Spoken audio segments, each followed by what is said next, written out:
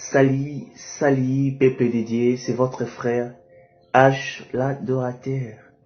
Je viens juste de prendre un petit moment ce matin pour partager ensemble avec nous sur un point. Vous savez, aujourd'hui, je vais te révéler un secret. C'est quoi les secrets que je vais te révéler ce matin?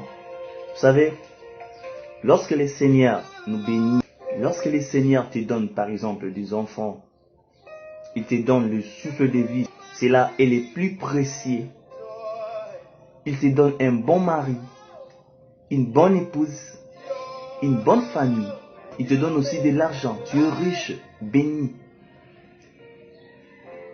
Les secrets que je vais te révéler ce matin, c'est le moyen pour rendre ta bénédiction une bénédiction perpétuelle. Quel est le secret qui va te faire rendre ta bénédiction, qui va t'aider de rendre ta bénédiction une bénédiction perpétuelle, une bénédiction qui va rester de génération en génération. Lorsque le Seigneur nous bénit, il te donne de l'argent, tu es riche maintenant, tu vis bien, comme tu voulais, tu es prospère. Ça demande quelque chose. Ça demande quelque chose. C'est un secret. C'est un secret que tout enfant de Dieu doit savoir. C'est un secret que tout enfant de Dieu est obligé de savoir pour maintenir la bénédiction. Pour rendre notre bénédiction une bénédiction perpétuelle. C'est quoi les secrets? Écoute-moi bien. Écoute-moi bien. C'est la part de Dieu dans ta vie. La part de Dieu dans ta vie. Dans cette bénédiction. Quelle est la part de Dieu? Il y a plusieurs parts de l'Éternel. Mais il faut savoir, lorsque le Seigneur te donne par exemple un boulot, lorsque le Seigneur te fait grâce, tu as trouvé un emploi, il faut demander au Seigneur, Seigneur, qu'est-ce que tu veux que je fasse pour toi par rapport à ce que tu m'as donné? Il faut poser des questions à Seigneur. Il faut poser des questions au Seigneur Jésus-Christ. Jésus, tu m'as donné l'emploi. Tu m'as donné des enfants. Aujourd'hui, je suis ministre. Aujourd'hui, je suis pasteur. Aujourd'hui, je suis président de la République. Aujourd'hui, je suis maître, un professeur. Tu m'as béni. Quelle est ma mission pour toi sur ce que tu m'as donné? Alléluia. Il faut demander à Dieu. Le Seigneur va te révéler sa part par rapport à la bénédiction qu'il t'a donnée. Alléluia. Lorsque vous allez poser ce genre de questions, le Seigneur va te répondre.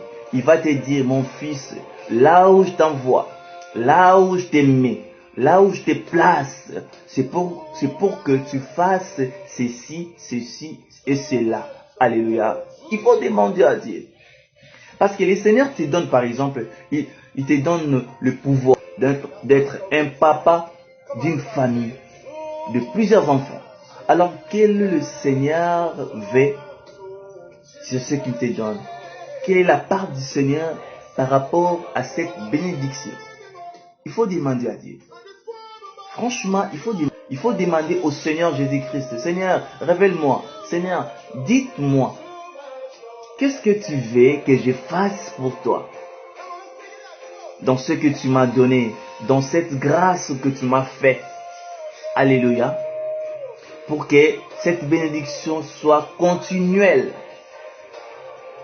Vous savez, le Seigneur t'élève à chaque élévation, ou à chaque élévation, je vais dire quoi? À chaque élévation, pour qu'il y ait une continuité, il y a l'ipamboli, il faut oyeba réellement qu'est-ce que le Seigneur veut. Ce qui n'a za ici qu'un azali, le Seigneur m'a mis ici, le Seigneur m'a envoyé ici. Pourquoi? Pourquoi le Seigneur a accepté qu'aujourd'hui le président bien, comme un homme, un ministre, comme un homme, comme un vote, comme un député? Il faut demander au Seigneur. Lorsque yo ozi bénédiction wana, pour ça yaka vinayo, otalaka nyonso ya yo, ozosala tout c'est pour toi-même. Tu ne rends jamais compte au Seigneur Jésus-Christ. Tu ne demandes même pas qu'est-ce que le Seigneur attend par rapport à la promotion aujourd'hui. Hein? Par rapport de ça. Je vais dire quelque chose. Vous savez, dans la Bible, dans 2 Rois, chapitre 11, vous allez lire l'histoire du roi Joas. Le roi Joas trouva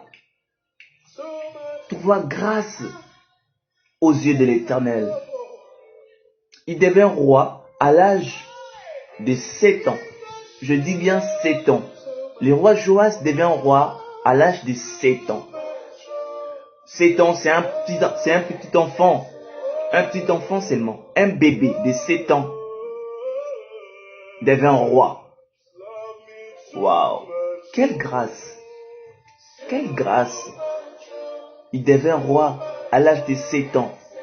Il avait succédé sa grand-mère Athalie. Vous savez, si vous lisez, l'histoire est un peu longue, vous allez voir, le roi Joas, à l'âge de 7 ans, il devint roi. Il a trouvé grâce aux yeux de l'Éternel. Je vous ai dit, à chaque élévation, il faut demander au Seigneur, il faut chercher à savoir pourquoi je suis ici. Pourquoi le Seigneur a accepté que je sois un père de cette famille, que je sois un élu du peuple. Alléluia. Il faut demander, il faut chercher à savoir. Alléluia. Le roi Joas devient roi à l'âge de 7 ans. Là, pour moi, c'est une grâce. C'est une grâce immense. À l'âge de 7 ans, un bébé qui ne sait même rien. Mais, akomaki roi. Roi Joas. Alors, comme roi, à l'âge de 7 ans. Alors, quelle était la mission pour Dieu par rapport à roi Joas? On a vu à roi Joas. Mission Nzambe ou bien intérêt à Nzambe, par ya Nzambe, ezalaki nini na kokoma roi. Na kokomisa roi Joas, roi na âge ya 7 ans. Vous allez voir, le roi a kokoma roi na âge ya 7 ans, mais azalaki instruit et pas il y a le sacrificateur Jéhojada. Jéhojada ne abandaki komema kotalisa roi oyo esengelaki asala. Nyonso esengelaki asala, c'est Jéhojada le souverain sacrificateur. Jéhojada nde mutu abandaki ko instruire le roi Joas comme roi. Ouais, vous voyez ce que Dieu fait. Maintenant, il faudrait que le roi Joas aluka ayeba pourquoi le Seigneur m'a établi roi na âge oyo. Pourquoi le Seigneur m'a établi roi à cet âge. Alléluia.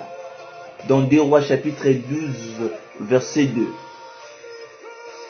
Et Joas fit ce qui est droit aux yeux de l'Éternel tous les jours que Jéhojada, les sacrificateurs, l'instruisit. Seulement, le haut lieu ne furent pas ôtés. Les peuples sacrifiaient encore et faisaient fumer de l'encens sur le haut lieu. Vous voyez? La Bible dit, Joas fit ce qui est droit aux yeux de l'Éternel. Tous les jours que Jéhojada, les sacrificateurs, l'instruisit. Vous voyez? Abandé kosala nyoso. Ce qui était droit aux yeux de l'Éternel. Il faisait tout qui était droit aux yeux de l'Éternel. Le roi Joas, parce que il était instruit à tout moment par les sacrificateurs Jéhojada. Vous voyez? il avait ce qu'on appelle l'obéissance envers les hommes de Dieu. Mais seulement, dans le verset 3, on dit, chapitre 12, verset 3, on dit, seulement les hauts lieux ne furent pas ôtés. Oui. Les peuples sacrifiaient encore et faisaient fumer de l'encens sur les hauts lieux. Alléluia. Vous voyez, les secrets, la part de Dieu dans l'élévation du roi Joas, c'était de supprimer les hauts lieux. Dans ma Bible, c'est bien précisé.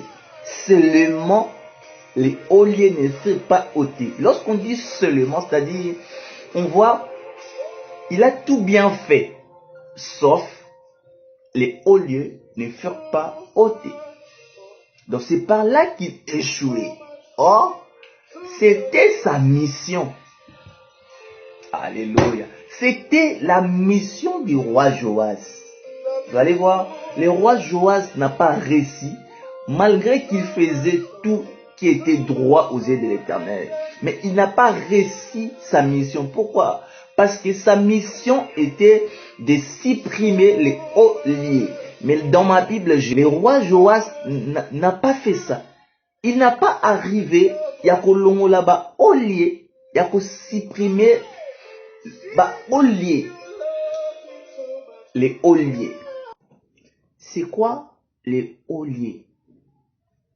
Les hauts lieux, en définition, c'est les sommets ou bien la colline. Donc, na lingala songe ya ngomba, likolo ya ngomba. Avant, le peuple d'Israël utilisait les hauts lieux pour rendre grâce à l'Éternel. Mais après le schisme,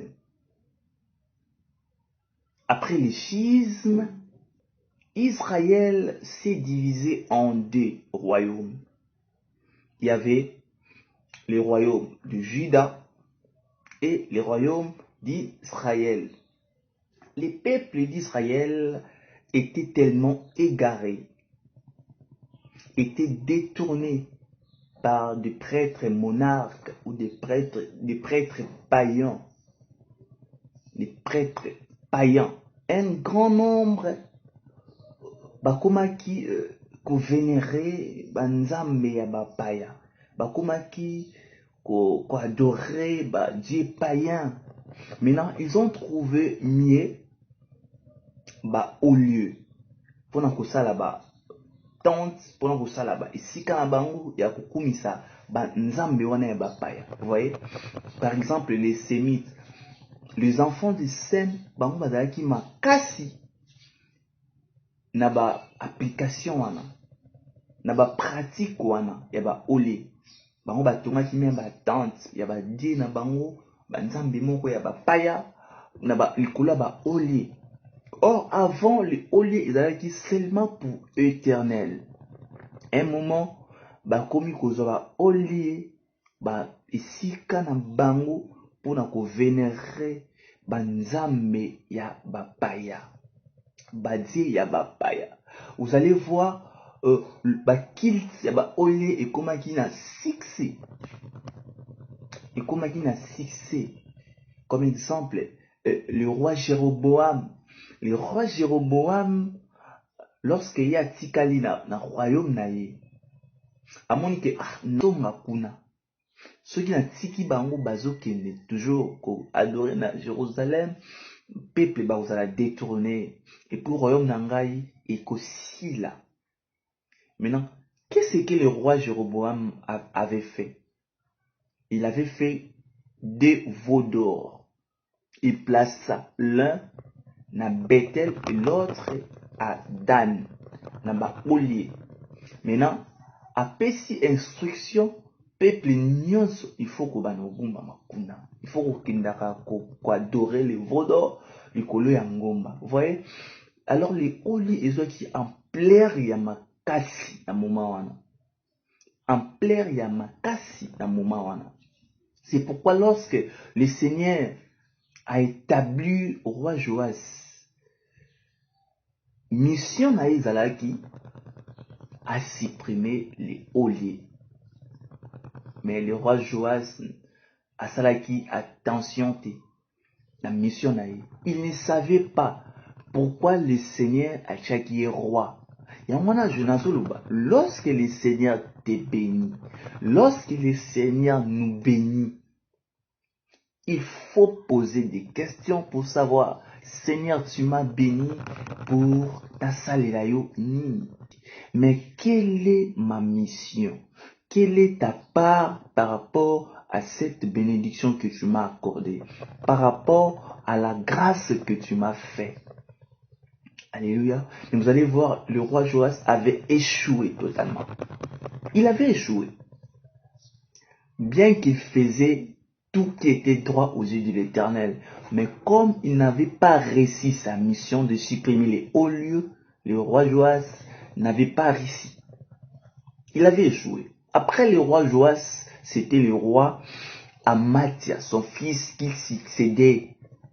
Le roi Amathia mêmement, lorsqu'il devint roi, sa mission était toujours de supprimer les olliers. Sa mission était de supprimer les olliers. Mais le roi Amathia, il avait fait tout qui était droit aux yeux de l'Éternel. Nous lisons dans 2 Rois chapitre 14 verset 3. Nous lisons au nom puissant de Jésus-Christ. Et il fit ce qui est droit aux yeux de l'Éternel, non toutefois comme David son père. Écoutez, non toutefois comme David son père. Écoutez, je mis entre parenthèses, non toutefois comme David son père. Pourquoi on a comparé Amathia et David? Cette comparaison, ça vient aussi avec Joas et David. Parce que Joas, Amathia, Azaria, ils ont travaillé de même. Mais dans la Bible, on a écrit dans 2 Rois chapitre 14 verset 3, la Bible dit, et il fit ce qui est droit aux yeux de l'Éternel, non pas toutefois comme David son père. Comme David son père. Il fit selon tout ce que son père avait fait. Son père Amathia. Son père Joas avait fait. Mais pas toutefois comme David. Pas toutefois comme David. Pourquoi on a comparé Amathia et David? La vie de David, c'était l'adoration. Oh yeah. La vie de David, c'était la louange. David, c'était un oint de l'Éternel qui s'est donné à la louange et l'adoration. C'était sa force. La force de David était la louange. La force de David était l'adoration. Lorsque David était roi, le peuple adorait comme il faut. David cherchait même de construire un temple pour le Seigneur. Rien que pour l'adoration. Rien que pour la louange. Alléluia. Mais Amathia, lorsqu'il devint roi, il faisait tout ce qui était droit aux yeux de l'Éternel. Dans verset 4, on a bien précisé, seulement, les hauts lieux ne furent pas ôtés. Oh là là là là. Les hauts lieux ne furent pas ôtés, les peuples sacrifiaient encore et faisaient fumer de l'encens sur les hauts lieux. Waouh! Amathia, il succède son père Joas, lui aussi échoua. Aïe! Amathia, il a échoué parce qu'il n'a pas arrivé de supprimer les hauts lieux, qui était sa mission. Nzamba commissaire roi. Mission nous a qui a supprimé les hauts lieux. Mission nous a qui a longola comportement wana a longola ezalaki ba pratique wana ya kokende ko vénérer ba vaudor ya kokende ko vénérer ba dieu païen sur les hauts lieux. Or les hauts lieux c'était domaine réservé pour l'Éternel. Pour l'Éternel. C'est pourquoi le Seigneur établissait les rois, pour balungola, pratique wana. Ça dérangeait tellement le Seigneur. Ça dérangeait le Seigneur, je vous dis. Amatia est venu, il a échoué. Vous allez voir après Amatia, son fils, le fils d'Amatia succéda. Il s'appelait Azaria. Azaria est devenu roi. Azaria devint roi. Écoutez, dans 2 Rois chapitre 15, bon, je vais lire les versets 3 et 4. 3 à 4. Vous voyez? Il fit ce qui est droit aux yeux de l'Éternel. Encore, lui aussi, il fit ce qui est droit aux yeux de l'Éternel. Selon tout ce qu'avait fait son père Amatia. Waouh! Il fit ce qui est droit aux yeux de l'Éternel, selon tout ce qu'avait fait Amatia, son père. Vous voyez? Dans le verset 4, qu'est-ce qu'on a écrit? Est-ce que lui, il a réussi? Nous lisons. Seulement, waouh! Seulement, les olliers ne furent pas ôtés. Il a échoué. Le peuple sacrifiait encore et faisait fumer de l'encens sur les olliers. Donc, parmi ces 3 rois, Joas, Amatia, Azaria, ils ont tous échoué. Parce qu'ils ne cherchaient pas à savoir quelle est la part de Dieu pour leur bénédiction, pour leur élévation. Je vous dis, mon frère, ma soeur, cherche la part de Dieu. Cherche la part de Dieu. Aujourd'hui, tu es béni. Aujourd'hui, le Seigneur t'est béni. Commencez à chercher la part de Dieu. Sinon, tu vas échouer. Sinon, tu échoueras. Mon frère, ma soeur, tu es aujourd'hui, je vais dire, riche. Tu es prospère. Mais, si tu ne cherches pas à savoir quelle est la mission que toi, tu as pour Dieu, tu vas échouer. Tu vas échouer. Tu vas échouer. Mon frère, cherche à savoir, le Seigneur veut, qu'est-ce que le Seigneur veut de toi? Qu'est-ce que le Seigneur cherche sur cette bénédiction? Qu'est-ce que le Seigneur attend sur cette élévation? C'est par là que tu vas réussir. C'est par là que tu vas maintenir ta bénédiction. C'est par là que cette bénédiction serait continuelle. C'est par là que cette bénédiction serait une bénédiction perpétuelle, de génération en génération. Mais quelle est la personne qui a réussi sa mission? De supprimer les olliers. Alors, quelle est la personne qui a réussi cette mission? De supprimer les olliers. La personne qui a réussi à supprimer les olliers, c'est Jésus-Christ. C'est Jésus-Christ, lui qui est formidable, lui qui est fort, le roi des rois. Lorsqu'il devint roi, il a réussi à supprimer. Oh Jésus, il est merveilleux Jésus. Nous lisons dans Ézéchiel chapitre 6, verset 3. Montagne d'Israël, écoutez la parole du Seigneur. L'Éternel ainsi dit, le Seigneur éternel aux montagnes et aux collines, aux ravins, aux vallées. Voici moi, je fais venir sur vous l'épée et je détruirai vos olliers. Je détruirai vos olliers. Alléluia. Le Seigneur éternel, il a fait venir l'épée pour détruire les olliers. Alors, c'est quoi l'épée que le Seigneur a fait venir sur les montagnes d'Israël? Quelle est l'épée que le Seigneur a fait venir pour détruire les montagnes et les collines et les oliviers. Pour détruire les oliviers, il a fait venir l'épée. Selon Ephésiens, chapitre 6, verset 17, l'épée, c'est la parole de Dieu. Selon Ephésiens, chapitre 6, verset 17, l'épée, c'est la parole de Dieu.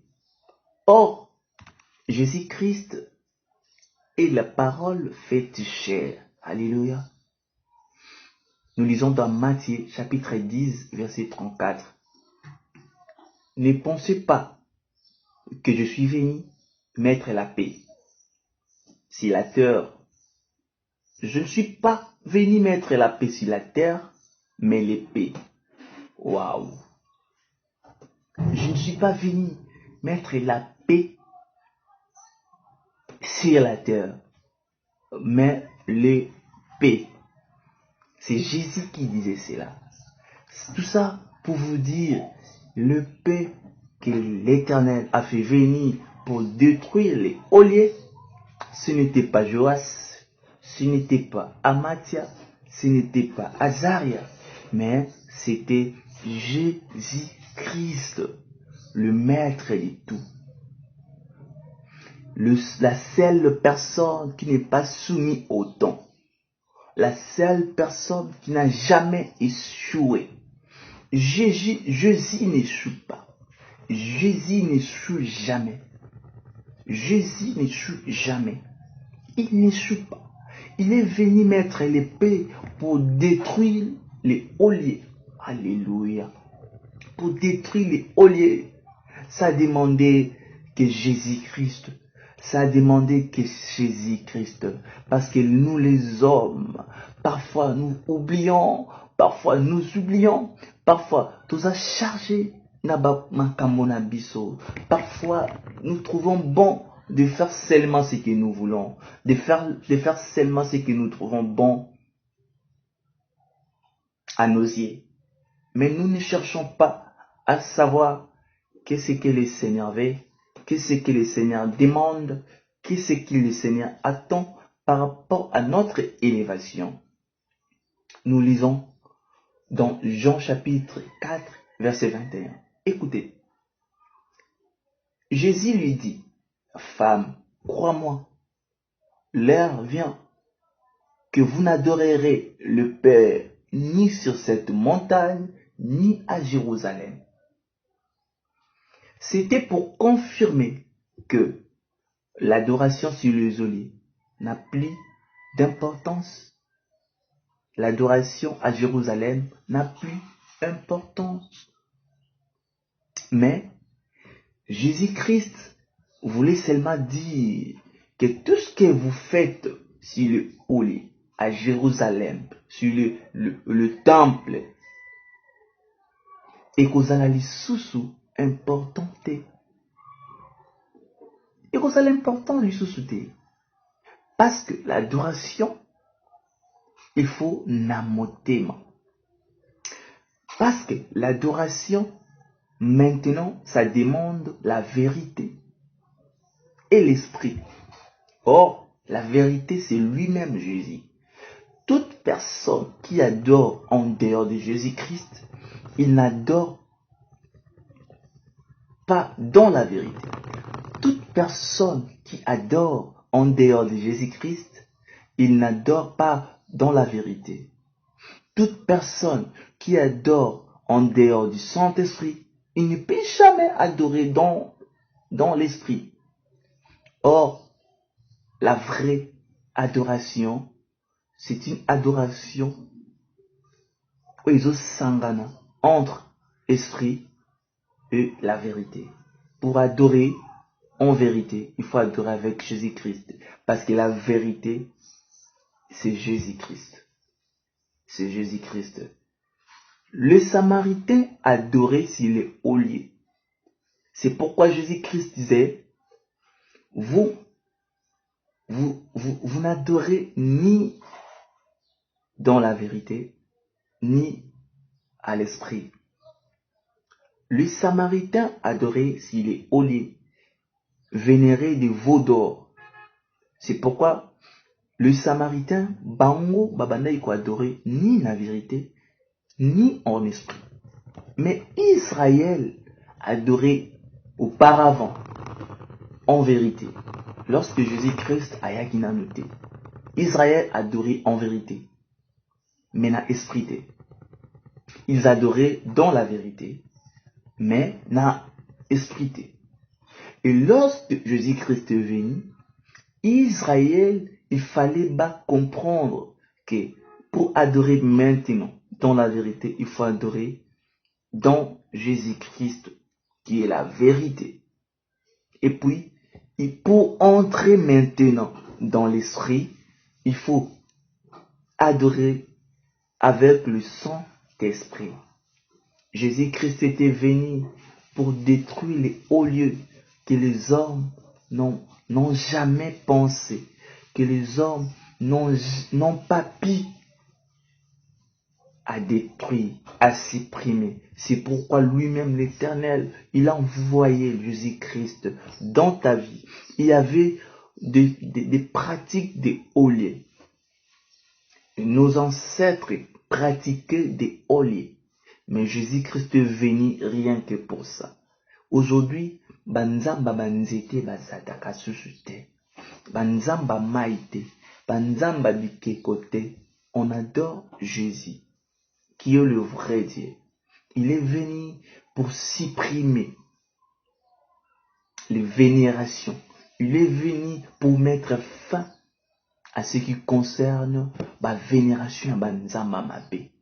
Toi, qu'est-ce que tu fais pour toi commencer aujourd'hui d'adorer le Seigneur? Enlève ce qu'on appelle les hauts lieux dans ta vie. Les hauts lieux, ce sont des péchés. Les hauts lieux, ce sont par exemple les lois établies de ta famille. Mais Jésus-Christ était venu pour supprimer tout ça. Crois en Jésus-Christ que le Maître est de tout. Parfois, il sort hors le temps pour faire quelque chose. Jésus-Christ n'a pas besoin de temps. Le temps, d'ailleurs, le temps lui soumet. Le temps lui soumet. Il peut dire, soleil, arrête-toi. Et le soleil va s'arrêter. Il peut dire, la lune, arrête-toi. Et la lune va obéir. Alors, pour ton cas,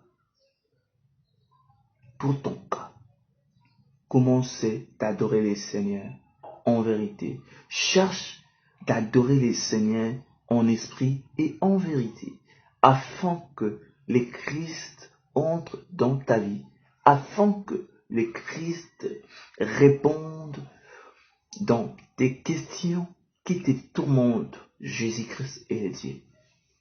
Amen.